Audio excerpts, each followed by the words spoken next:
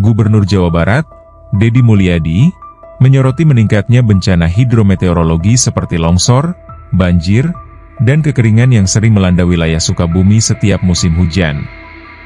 Kawasan hulu yang seharusnya menjadi daerah resapan air kini mengalami degradasi lingkungan akibat pembalakan liar dan alih fungsi lahan.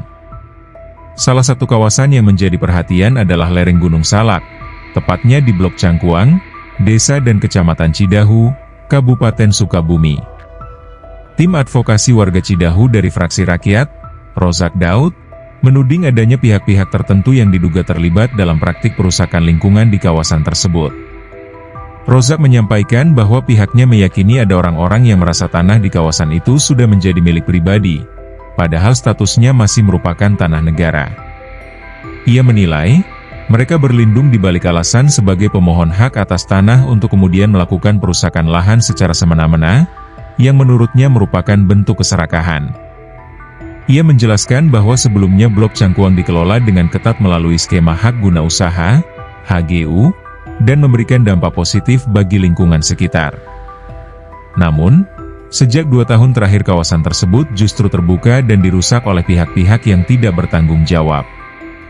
Rozak juga menyoroti lemahnya respons aparat penegak hukum yang dinilai melakukan pembiaran, meskipun masyarakat telah lama menyampaikan keresahan mereka melalui berbagai media.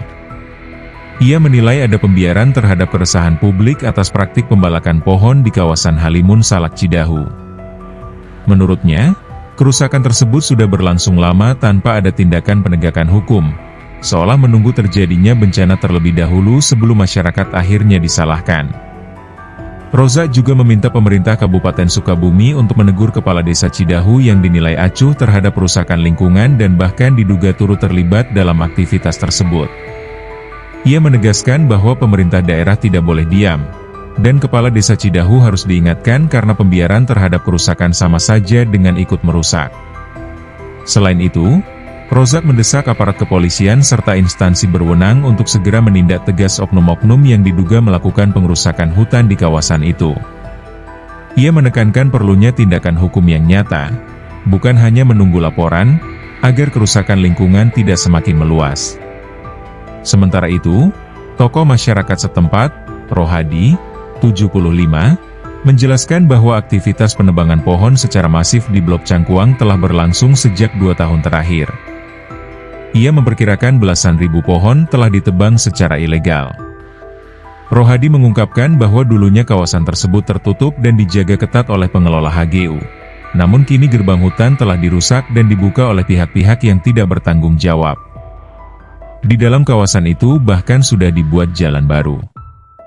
Ia menambahkan bahwa kerusakan hutan tersebut berdampak langsung terhadap kondisi air dan lingkungan sekitar.